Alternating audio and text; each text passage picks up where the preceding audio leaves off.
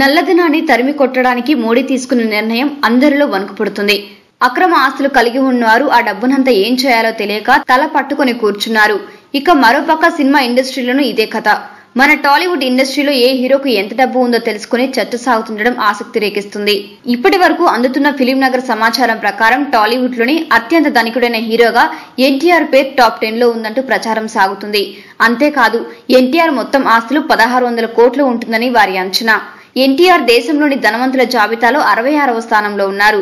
తండ్రి వారసత్వంగా సొంత ఆస్తులు 450 కోట్లు, మామ నార్నే ఎస్టేట్ స్టూడియో ఎన్ అధినేత నార్నే శ్రీనివాసరావు ద్వారా వచ్చిన ఆస్తులు 250 కోట్లు. ఈ మొత్తమే 700 కోట్లకు చేరిందన్న వార్త. భార్య లక్ష్మీ ప్రణతి పేరున భారీగా ఆస్తులున్నాయట. మహాబలిపురం, ఫిలిం నగర్, హైదరాబాద్ పరిసరాలలో 45 నుంచి 75 కోట్ల విలువ చేసే ఆస్తులు ఎన్టీఆర్ కి ఉన్నాయన్న ప్రచారం సాగుతుంది.